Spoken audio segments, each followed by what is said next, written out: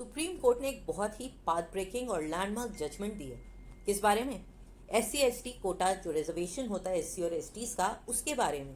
और इसमें पता है क्या है? कोटा के अंदर भी कोटा, कोटा के अंदर कोटा, ये क्या होता है? ये नहीं समझ में आ रहा है? तो इस वीडियो में हम इसी सुप्रीम कोर्ट के ऑर्डर को एक्सप्लेन भी करेंगे और सिंपल लैंग्वेज में एक्सप्लेन करेंगे जो आपको आसानी से समझ में आ जाए।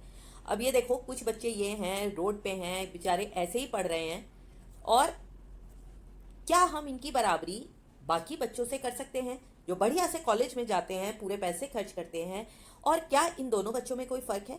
क्या यहाँ पर हम सिर्फ कास्ट को ही देख सकते हैं या हमें और भी चीज़ें देखनी चाहिए?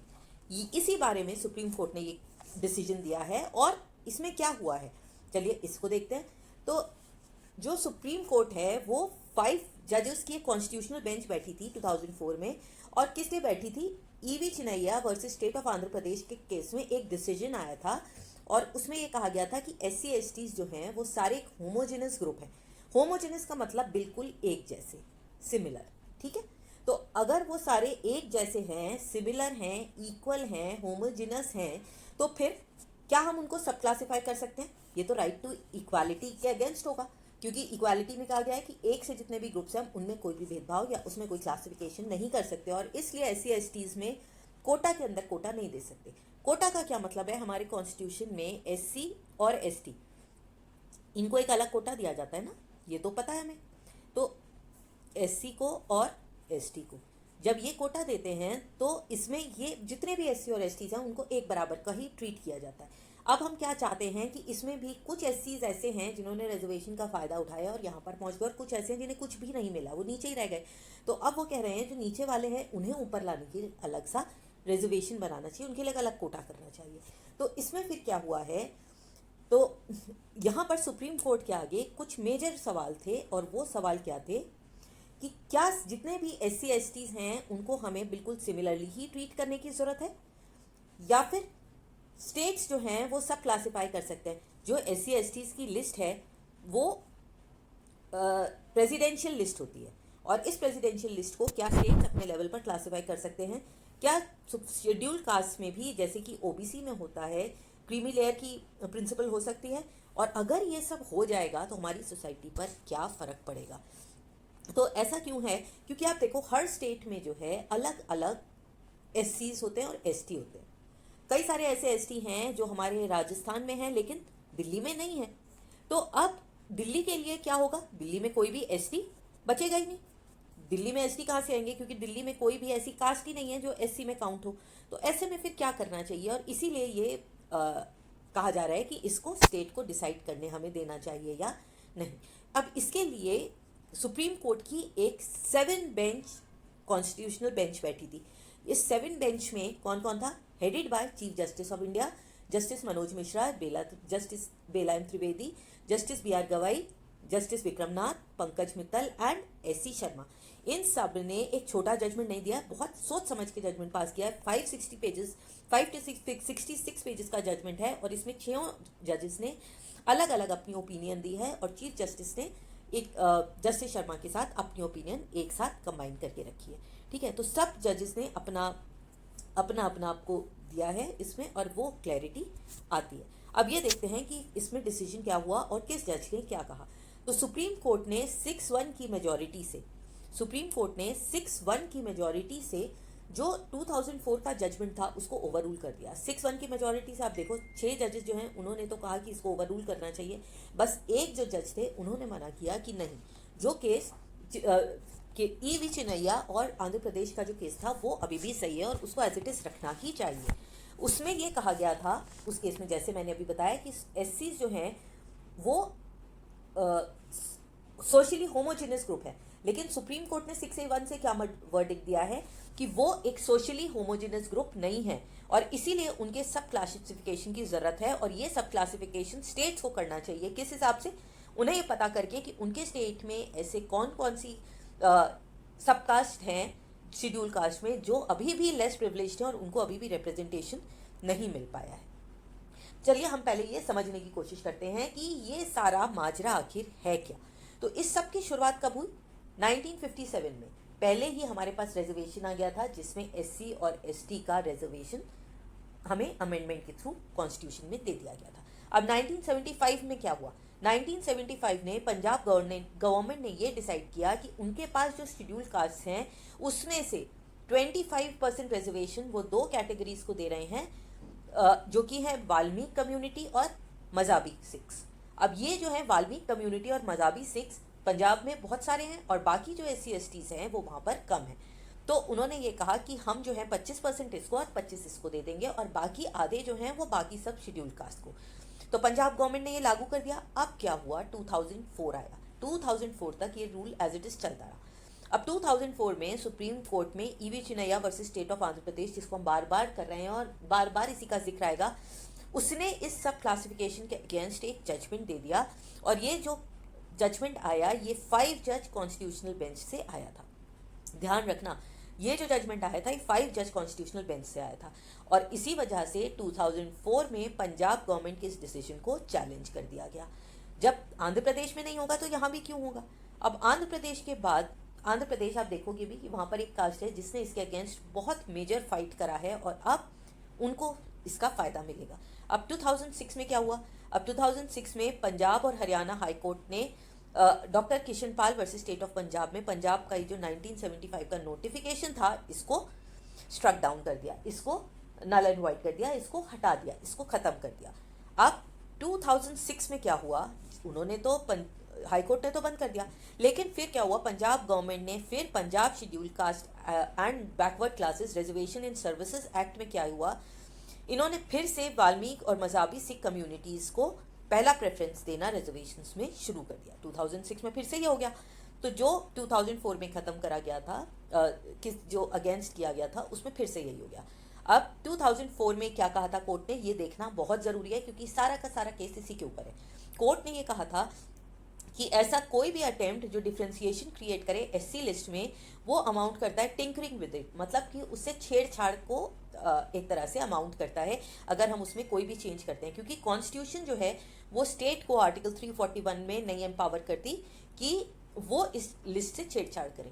ये जो है सिर्फ आर्टिकल 341 में प्रेसिडेंट के पास एक पावर है जिससे नोटिफिकेशन के थ्रू वो SC और STs की लिस्ट बना सकते हैं, उसमें एडिशन और डिलीशन कर सकते हैं। तो कोर्ट ने यह भी कहा था कि subclassifying of SC violates right to equality article 14। अभी जैसे मैंने समझाया क्यों वायलेट करता है, क्योंकि उनके अकॉर्डिंग सारे SCs जो है वो इक्वल हैं और अगर कोई इक्वल और सिमिलर ग्रुप है, होमोजेनस ग्रुप है, तो उसमें सब डिविजन्स नहीं हो सकते। ठीक है, तो एक और डिसीजन है जो हमें देखने की ज़रूरत है। उन्होंने ये भी कहा कि स्टेट्स जो हैं इन ग्रुप्स को क्लासिफाई नहीं कर सकते और ये जो है ये मैंने आपको बता दिया, और ये जो है अगर हम ऐसा करते हैं तो ये राइट टू इक्वालिटी को वायलेट करता है। अब टाइमलाइन में आगे चलते हैं। 2006 के बाद आते हैं हम 2010 में। 2010 में ये जो एक्ट आया था जो अभी पंजाब गवर्नमेंट ने लाए थे, जिसमें वो नॉन वाल्मीकि और नॉन मज़हबी सिख SC जो कम्युनिटी है उसने उस ऑर्डर को चैलेंज कर दिया। ये चैलेंज किसने किया? दविंदर सिंह ने। इस केस में अब फिर से क्या हुआ कि हाई कोर्ट ने जो है इस एक्ट को तो नलिफाई कर दिया, इसको तो स्ट्रक डाउन कर दिया, लेकिन फिर इसकी अपील कहाँ पर हुई? सुप्रीम कोर्ट में। सुप्रीम कोर्ट में क्या कहा गया? सुप्रीम कोर्ट में क्या हुआ कि ये केस जो है 5 जज कॉन्स्टिट्यूशनल बेंच ने जब दो जगह देखो आप, वहाँ पर आंध्र प्रदेश में भी 5 जज की बेंच थी और पंजाब में भी 5 बेंच की जज थी। तो अब इन्होंने क्या कहा कि इसको जो है 5 जज कॉन्स्टिट्यूशनल बेंच जो है इसे डिटरमिन करना चाहिए कि ये जो EV चिनैया केस में जो डिसीजन हुआ ये सही है या इसमें किसी भी चेंज की ज़रूरत है। तो फिर अब हम आते हैं 220 पर। 2020 में जस्टिस अरुण मिश्रा, इन्होंने कॉन्स्टिट्यूशनल बेंच को Davinder Singh versus state of Punjab के केस में हेड किया था और ये भी 5 जज कॉन्स्टिट्यूशनल बेंच थी और इन्होंने ये डिसाइड किया कि 2004 का जो डिसीजन दिया गया था पंजाब में इसको रिकंसिडर करने की ज़रूरत है। मतलब ये जो 5 कॉन्स्टिट्यूशनल बेंच ने जिसने ये बताया था EV चिनैया डिसीजन को रिकंसिडर करना है, लेकिन उस एक्ट को इन्होंने स्ट्रक डाउन कर दिया था, इसको रिकंसिडर करने की ज़रूरत है। और इसीलिए फिर क्या हुआ, 2020 में एक बेंच जैसे कि EV चिनैया के केस में बैठी थी, 5 जजेस की बैठी थी, और अब क्योंकि दोनों जो बेंचेस थी वो 5 जजेस की बेंच थी, एक जिसने कहा था कि हमें इससे छेड़छाड़ का कोई भी राइट नहीं है, और दूसरी जिसने कहा था कि इसको रिकंसिडर करने की ज़रूरत है। दोनों फाइव बेंच की थी, जो 5 जजेस की बेंच थी, बार बार गड़बड़ हो रही है, 5 जजेस की बेंच थी ना। तो अब क्या हुआ कि अब 7 जजेस की बेंच को बिठाया गया और इसने डिसाइड किया कि ये इस इशू को फरवरी में हियर करेंगे, और उन्होंने 3-4 दिन बैठे और इसके ऊपर हियरिंग करी। और इतने सब केस के बाद अगस्त 2024, 1 अगस्त 2024 को ये लैंडमार्क रूलिंग आई, जिसके बारे में अब हम बात करने जा रहे हैं डिटेल्स में। ठीक है, उससे पहले 2010 में क्या हुआ था, ये कहा गया था कि states cannot classify groups as schedule caste and schedule tribes. जैसे कि हमने पहले कहा, ये एक होमोजेनस ग्रुप है, इसके साथ एग्री किया गया था। लेकिन 2020 में क्या कहा गया कि कोर्ट जो है स्टेट्स की तरह साइलेंट स्पेक्टेटर नहीं हो सकता, और जो आंखों से हमें दिख रहा है हम उसको बिल्कुल डिफाई नहीं कर सकते कि इन सब कि अब एससी जो हैं और एसटी जो हैं ये एक होमोजेनस ग्रुप नहीं है। अलग अलग स्टेट्स में इनका लेवल अलग अलग है, कुछ एससी बहुत आगे बढ़ गए हैं और कुछ आगे नहीं बढ़ पाए हैं। तो अगर हम ये देखने से मना कर दें कि एससी एसटीज में भी इनइक्वालिटी है depending upon social and economic educational background, तो हम अपनी आंख नहीं बंद कर सकते, और इसीलिए उन्होंने एक 7 जज की बेंच बिठाई। अब देखते हैं कि अब जो हमारा डिसीजन आया वो क्या क्या कहता है। सबसे पहले ये कहता है कि कॉन्स्टिट्यूशनल अलाइनमेंट की हमें ज़रूरत है, और ये कॉन्स्टिट्यूशनली अलाइन करता है। कैसे करता है इसको हम अभी आगे देखेंगे। इसमें एक मेजर बात आगे आई कि एससी एसटी का जो क्रीमी लेयर का कॉन्सेप्ट है अभी तक सिर्फ ओबीसीज में है। ये कहा गया कि ये जो क्रीमी लेयर का कॉन्सेप्ट है, कोशिश ये करनी चाहिए कि इसको एससी एसटीज के लिए भी लाया जाए, जिससे ये इनइक्वालिटीज जो है ये हट सके। इसने ईवी चिनैया का जजमेंट ओवररूल किया, इसको हम बार बार डिस्कस कर रहे हैं। लेकिन एक और चीज़ कही है इसने कि स्टेट एक्शन जो लेगा इस पर भी लिमिटेशन है। ये नहीं है कि उसका जो भी मन आए वो उस पर कर दे। उसने कहा है कि वो अपनी विम्स के ऊपर या कोई पॉलिटिकल गेन्स के ऊपर ना किसी कास्ट सब कास्ट को ला सकता है, प्रमोट कर सकता है, और ना उसे हटा सकता है। उसके बाद लेजिस्लेटिव वर्सेस एग्जीक्यूटिव पार्ट्स के ऊपर भी डिस्कशन हुआ कि लेजिस्लेशन तो हो गया, लेकिन उसको एग्जीक्यूट करने के लिए क्या क्या चेंजेस करने की ज़रूरत है। इसके लिए एम्पायरिकल जस्टिफिकेशन चाहिए। किसके लिए? अगर आप कोई भी सबकास्ट को अलग प्रेफरेंस दे रहे हो या हटा रहे हो तो उसके लिए जस्टिफिकेशन ज़रूरी है, इसको ट्रांसपेरेंट होना भी ज़रूरी है। इससे क्या होगा, सबसे बड़ा जो एडवांटेज होगा वो ये होगा कि इससे इनइक्वालिटी और डिस्क्रिमिनेशन जो अब एससी और एसटीज़ के बीच में भी आ गया है, इसको हटाया जा सकता है। लेकिन ये जो डिसीजन है ये जुडिशियल रिव्यू और ओवरसाइट के अंडर होगा। ये नहीं है कि अगर किसी स्टेट ने कोई नाम ऐड कर दिया कास्ट का या सब्ट्रैक्ट कर दिया तो उस पर जुडिशियल रिव्यू ना हो, ये कोई एब्सोल्यूट राइट नहीं है। बस 6:1 के प्रपोर्शन में पास हुआ था ना, ये सभी ने ओवर रूल किया था सिवाय एक के। तो वो जो डिसेंटिंग ओपिनियन थी वो थी जस्टिस त्रिवेदी की, जिसने ये कहा था कि चिनैया वाला जो केस था उसकी रूलिंग और उसकी हियरिंग जो थी वो बिल्कुल सही थी। और लास्ट क्या है, प्रेफरेंशियल ट्रीटमेंट जब भी हम कोई रिजर्वेशन देते हैं तो वो उनको मिलना चाहिए जो अभी भी डिसएडवांटेज्ड हैं। इसके ऊपर बहुत सारे जजेस ने बहुत सारे अपने डिसीजंस दिए हैं, एक बार उनको भी देखते हैं ताकि हमें पता चले इस पूरे किस्सा क्या है। तो चीफ जस्टिस चंद्रचूड़ ने सबसे पहले कहा कि अगर हम सुप्रीम कोर्ट के 1992 Indira Sahni versus union of India के केस को सुनते हैं, उसको पढ़ते हैं, उसमें 9 जज की कॉन्स्टिट्यूशनल बेंच बैठी थी जो अभी 7 की है, और उसने ये अलाउ किया था कि सब क्लासिफिकेशन ब्रॉडर कैटेगरी में बैकवर्ड क्लासेस के लिए होना चाहिए, और तब से वो ओबीसीज के लिए लागू हो गया था। लेकिन उन्होंने क्या कहा, ये जो 1992 का जजमेंट है ये सिर्फ ओबीसी के लिए ही रिस्ट्रिक्ट क्यों किया जाए, ये सब क्लासिफिकेशन ओबीसीज के लिए ही नहीं है, इसको हम एससी और एसटीज के लिए भी यूज कर सकते हैं। तो ये जस्टिस चंद्रचूड़ का मेजर बहुत बड़ा डिसीजन था। इसके बाद उन्होंने क्या कहा था कि एम्पायरिकल एविडेंस जो है वो ये सजेस्ट कर रही है कि एससीज और एसटीज में भी बहुत इनइक्वालिटी है, बराबरी नहीं है, ये एक होमोजेनस इंटीग्रेटेड क्लास नहीं है, और इसीलिए हम इसमें सब क्लासिफिकेशन और डिवीजन कर सकते हैं। फर्दर उन्होंने क्या कहा कि पावर जो है पार्लियामेंट की ये तो है ही, लेकिन ये जो पावर है ये सिर्फ एक्सक्लूड या इंक्लूड करने के लिए नहीं है, किसी कास्ट रेस और ट्राइब को है। लेकिन अगर उस कास्ट रेस और ट्राइब में भी अलग अलग कैटेगरीज बन गई हैं तो हमारे लेजिस्लेशन को ये पावर है कि वो उन ग्रुप्स और सब क्लासेस को, सब ट्राइब्स को भी रिजर्वेशन के लिए इंक्लूड करे या एक्सक्लूड करे। ये पावर उसी में इनबिल्ट है, इनहिबिटेड है। उसके बाद स्टेट को exercise of power under article 15 और 16 ये राइट है, वो फ्री है ये आइडेंटिफाई करने के लिए कि उनके अपने स्टेट में different degrees of social backwardness और प्रोविजंस क्या हैं। जैसे अगर आप देखो, जाटों को कई जगह ओबीसी में रिजर्वेशन मिलता है, कुछ जगह पर नहीं मिलता, कुछ स्टेट्स में उनका रिप्रेजेंटेशन ज़्यादा है और कुछ स्टेट्स में नहीं है। ये डिसाइड कौन कर सकता है? स्टेट्स कर सकते हैं। और हर स्टेट में अलग अलग एसटीज हैं और अलग अलग एससीज हैं। कुछ स्टेट्स में एससीज बहुत ज़्यादा हैं, कुछ में कुछ कास्ट ज़्यादा है। तो ये एक यूनिवर्सल फैक्टर नहीं हो सकता। और जहाँ पर एसटी ज़्यादा है वहाँ एससीज क्यों हो, और कौन सी ट्राइब ज़्यादा है, तो बाकी स्टेट्स के जो एससीज हैं वो अलग स्टेट में जाकर भी अपना रिजर्वेशन ले लेंगे, और उस स्टेट के जो बेचारे नीचे वाले एससीज हैं वो रह जाएंगे। इसलिए इसको सोचना पड़ेगा। तो अदर वर्ड्स में सिर्फ अब, लेकिन ये जो राइट है ऐड करने का है, सब्ट्रैक्ट करने का, ये विम्स पर या पॉलिटिकल गेन के लिए नहीं है। ये जो है जुडिशियल रिव्यू के अंडर भी है। इसको कोर्ट रिव्यू करेगा अगर इसके खिलाफ कोई एक्शन हो, और ये ट्रांसपेरेंट होने और जुडिशियस होने और ऑब्जेक्टिव होने ज़रूरी है। उनको ये एक्सप्लेन करना पड़ेगा कि रिप्रेजेंटेशन किस कास्ट का कितना था, कौन कितना आगे बढ़ा है और कौन कितना पिछड़ गया है, और उसके बाद ही ये डिसीजन हो सकता है। एक और बहुत मेजर डिसीजन जो है वो दिया है जस्टिस गवाई ने, जो इस पूरी 5 जज की बेंचेस में अकेले 7 जजेस की बेंच में अकेले एससी जज थे। और इनका भी आप सुनो व्यू क्या था। ये तो एससी हैं, फिर भी उन्होंने ये एक बहुत इंपॉर्टेंट पॉइंट बताया कि उन्हें ये लगता है कि ये जो प्रेसिडेंशियल रेस है ना, ये एक तरह का सब क्लासिफिकेशन से क्या हुआ है कि जैसे ट्रेन है, इस ट्रेन में ये जो फर्स्ट क्लास है इसमें कई सारे लोग इसमें घुसना चाहते हैं। तो पहला फाइट क्या होता है कि हम इस एसी कंपार्टमेंट में फटाफट घुस जाए, और इसमें घुसने के बाद जो भी इसमें घुस जाता है, जो बाहर ये छोटे छोटे खड़े रह गए ना पीछे, वही इनके आगे बैरियर बना देता है कि अब तुम नहीं आ सकते, हम तो इसमें घुस गए, अब तुम नहीं आ सकते। जब तक वो अंदर नहीं घुसा था तब तक तो वो लड़ रहा था, लेकिन जैसे ही वो अंदर घुस गया वो बाकियों को अंदर आने से मना करने लगता है। और यही वो उन्होंने कहा ऐसा कुछ हो रहा है इस रिजर्वेशन में। जो लोग बाहर रह गए हैं वो बेचारे स्ट्रगल ही कर रहे हैं, क्योंकि जो अंदर चले गए हैं वो उन्हें आने नहीं दे रहे हैं।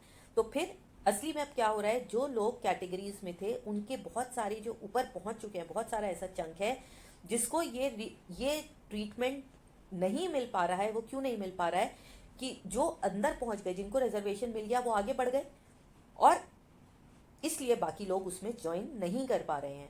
और जिनको अभी भी जो लेस प्रिविलेज्ड हैं, जो पीछे रह गए हैं, वो अभी भी पीछे ही रह गए हैं। तो जो बहुत टाइम पहले हायर कास्ट ने इनके साथ किया था, वो अब उनके अपने ही एससी लोग उनके साथ कर रहे हैं। उसके बाद उन्होंने एक और चीज़ कही थी जो मैं बताना चाहती हूँ कि क्या आप क्या कहते हो, एक जो अपने स्कूल में, अपने छोटे से ज़िला के स्कूल में पढ़ रहा है या नहीं भी पढ़ रहा है, और एक बच्चा ऐसा है जो सेंट स्टीवंस में पढ़ के पास होता है, जिसके मम्मी पापा आईएएस आईपीएस हैं, लेकिन ये दोनों एससी हैं। क्या आपको लगता है इन दोनों को बराबर का रिजर्वेशन मिल सकता है? क्या इन दोनों को अपॉर्चुनिटी है?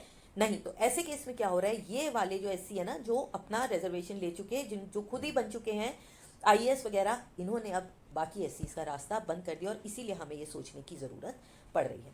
फिर हम आते हैं जस्टिस मित्तल के स्टेटमेंट पर, और ये भी बहुत इंपॉर्टेंट है। इन्होंने कहा कि डिजायरेबिलिटी ऑफ रिजर्वेशन जो है, ये बैकवर्ड कम्युनिटी का सिर्फ एक रास्ता नहीं है आगे बढ़ने के लिए, और उनको हमें रिजर्वेशन देना है या नहीं, ये तो हमारा टॉपिक है ही नहीं। टॉपिक क्या था कि हमें पॉलिसी जो है रिजर्वेशन की, इसको हम किस तरह से रीलुक करें, किस तरह से इसे फ्रेशली इवॉल्व करें, ताकि एक्चुअली जो लोग अभी भी पीछे रह गए हैं एससी एसटी और ओबीसी कम्युनिटीज़ के, वो आगे आ पाए। तो कोई भी ऐसी फैसिलिटी या प्रिविलेज जो कि एससी एसटीज़ को दिया जा सकता है, वो सिर्फ इसी बेसिस पर नहीं होना चाहिए, लेकिन और भी फैक्टर्स होने चाहिए जिनको हम देख सकते हैं, चाहे वो सोशल हो, इकोनॉमिक हो, फाइनेंशियल हो, वो कहाँ रह रहे हैं, शहरों में रह रहे हैं, गाँव में रह रहे हैं, इस पर होना चाहिए। एक और जो बहुत ही इंपॉर्टेंट पॉइंट इन्होंने रेज किया वो क्या है कि रिजर्वेशन जो है वो सिर्फ एक जनरेशन को मिलना चाहिए। अगर एक जना आपके घर में आईएएस बन गया तो इसका मतलब उस फैमिली को तो उसने अपलिफ्ट कर दिया, अब बाकियों को क्यों देना है? तो ये सब चीज़ें हमें सोचने की ज़रूरत है। जब एक जना एडवांटेज ले चुका तो उसको मौका पूरा मिल गया कि वो जनरल कैटेगरी के साथ कंधे से कंधा मिलाकर चल सके, और उसके बच्चे भी, और इसलिए अब उसको ये एडवांटेज नहीं मिलना चाहिए। उन्होंने स्टैटिस्टिक्स भी दिखाई, और उन स्टैटिस्टिक्स के थ्रू उन्होंने क्या दिखाया कि अभी भी जो मार्जिनलाइज लोग हैं उनको रिजर्वेशन का बेनिफिट नहीं मिला है। स्टैटिस्टिक्स क्या दिए थे कि आज भी ऐसे लोगों में से 50% ऑफ द स्टूडेंट्स जो कि बिल्कुल बैकवर्ड एरियाज के हैं, वो क्लास 5 से पहले ही ड्रॉप आउट कर जाते हैं, और क्लास 8 से पहले ऐसे 75% बच्चे ड्रॉप आउट कर जाते हैं। तो ऐसे बच्चे जो 50% और 70% पहले ही ड्रॉप आउट कर गए, वो अपनी ही क्लास में जो लोग आगे पढ़ चुके, जो आईएएस बन गए, जो पीसीएस बन गए, क्या वो इनको रिजर्वेशन का फ़ायदा उठा पा रहे हैं? बिल्कुल नहीं। तो इसीलिए अगर कोई भी और एक और प्रॉब्लम भी है, अगर कोई और कहता है कि इनका मदद करने का SC STs का कोई और तरीका है तो उनको कह देते हैं एंटी दलित। और ये कौन कहते हैं एंटी दलित? ये सिर्फ वही SC ST लोग कहते हैं जो आगे बढ़ गए हैं ताकि वो पीछे वाले SC ST ना आ पाए।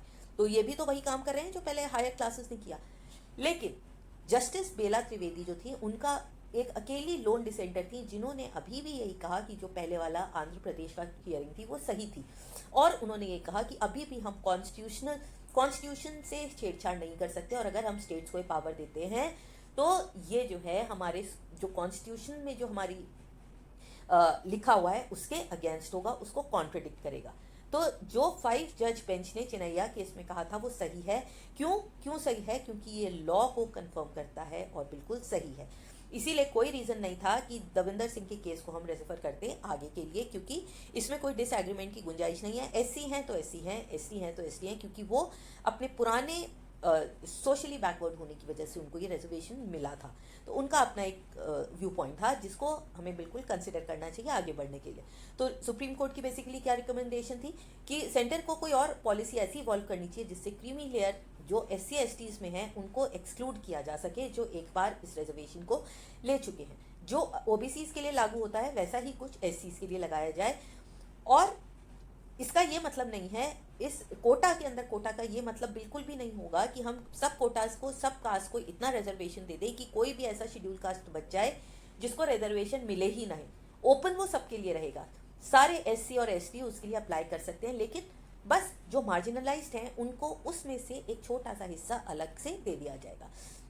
तो ये बहुत ही मेजर शिफ्ट है जो कि एक नया रास्ता खोलता है इस पूरी रिजर्वेशन पॉलिसी के लिए, और हो सकता है कि ये हमारी सोशल हायरार्की की जो कॉम्प्लेक्सिटीज़ हैं, जो डिस्क्रिमिनेशन है, इसको हटा सके। इसमें जो है जॉब अपॉर्चुनिटीज़ जो मार्जिनलाइज्ड लोग हैं, जो अभी भी पिछड़े हुए हैं, उनके लिए हैं, लेकिन इसमें अभी बहुत चैलेंजेस हैं, इसको लागू करना आसान नहीं है।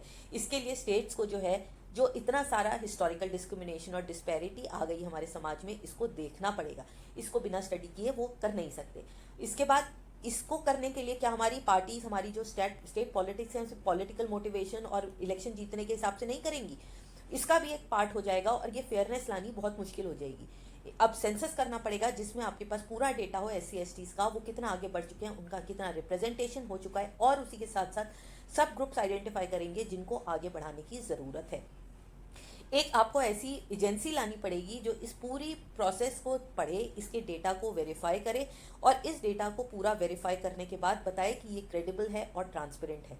ये जो पूरा प्रोसेस है सब डिविजन का, ये क्लियर भी होना चाहिए और ऑब्जेक्टिव भी। और हमारी कंट्री में इसको कर पाना, ये तो आप समझ ही सकते हो कितना मुश्किल है। फिर इस पूरी पॉलिसी का क्या इम्पैक्ट होगा, कैसे इसका एडजस्टमेंट होगा, कितना रिजर्वेशन होगा, कब हम आगे बढ़ने वाले लोगों को फिर से रोकेंगे, बेनिफिशियरी किस तरह से इसका प्रोसेस बनेगा, इसको पूरा बनाना आसान नहीं है। उसके बाद सब क्लासिफिकेशन ये भी टेम्प्रेरी होगा। क्योंकि ये भी आगे बढ़ जाएंगे। उसके बाद ये जो टेम्प्रेरी होगा, इनको हिस्टोरिकल कितने डिसएडवांटेजेस थे, एक्चुअली ये जो रिजर्वेशन मिला था ये तो हिस्टोरिकल डिसएडवांटेज पे मिला था ना, तो इसका सोशल इकोनॉमिक डेवलपमेंट में, SC STs के एम्पावरमेंट में क्या रोल होगा, कैसे आगे बढ़ेगा। लेकिन फाइनली जो हमारा कोशिश होना चाहिए वो ये है, रिड्यूस रिलायंस ऑन रिजर्वेशन। हमें रिजर्वेशन पे रिलायंस को कम करके लोगों को सेल्फ सफिशिएंट, इंडिपेंडेंट बनाने की कोशिश होनी चाहिए। इसीलिए जिनको सबसे ज़्यादा ज़रूरत है पहले रिजर्वेशन, उनको देना है। ये आसान बिल्कुल नहीं है। इसके लिए डेटा कलेक्ट करना पड़ेगा विद एविडेंस। सब लोगों के इंटरेस्ट बैलेंस होने चाहिए, SCs के, STs के, OBCs के। अब इन दोनों में जो पिछड़े हुए लोग हैं, बिल्कुल ही जो मार्जिनलाइज सेक्शन है, जो बहुत ही पिछड़ा हुआ वर्ग है, उनको, उसके बाद उन सबके इंटरेस्ट बैलेंस होने चाहिए। ओवरऑल गोल जो है वो ये है कि रिजर्वेशन की जो पॉलिसी है वो फॉलो होती रहे और जिनको सबसे ज़्यादा ज़रूरत है वो हो सके। इसमें पॉलिटिकल रेजिस्टेंस होगा। मान लो A जो है ये SCs में हम आइडेंटिफाई करते हैं कि ये बहुत आगे बढ़ चुके हैं, और B जो है हमने आइडेंटिफाई करा है कि ये बिल्कुल पीछे। तो हम जब इनका रिजर्वेशन कम करेंगे और B का रिजर्वेशन बढ़ाएंगे तो A जो है ये तो आज से ही हड़ताल पे बैठ जाए, हड़ताल पे चला जाएगा, और जैसे ही ये काम काज रोकेगा, ये तो सारे IAS और IPS होंगे ना, तो इनकी कौन सुनेगा, ये तो बेचारे फिर से वहीं रह जाएंगे। तो इसमें बहुत सारा पॉलिटिकल रेजिस्टेंस आएगा, सोशल टेंशन आएंगे। इनको गवर्नमेंट कैसे डील करेगी ये बहुत मुश्किल है। पूरा एक डिपार्टमेंट बनाना, इसको स्टडी करना, इसको अपडेट करना, एडमिनिस्ट्रेटिव बर्डन भी है, तो आसान नहीं है। लेकिन इनइक्वालिटी जो है प्रॉब्लम्स क्रिएट करती है सोसाइटीज़ में, और हमारे जो सबसे कमज़ोर वर्ग है वो अलग थलग पड़ जाता है। उनको साथ लाने के लिए मेहनत तो करनी ही पड़ेगी। अगर आपको ये पूरा एनालिसिस सही लगा हो, समझ में आया हो, अच्छा लगा हो, तो जिसको इसकी ज़रूरत है, जिसको इसमें इंटरेस्ट है, उसके साथ फॉरवर्ड करिए। अगर आप किसी कंपटीशन की तैयारी कर रहे हैं तो सारे पॉइंट्स आपके पास नोटेड होने चाहिए। अगर अच्छा लगा हो तो इसको लाइक ज़रूर करना, सब्सक्राइब ज़रूर कर देना और लोगों के साथ शेयर करना। See you in the next video with a new topic. Till then, bye bye.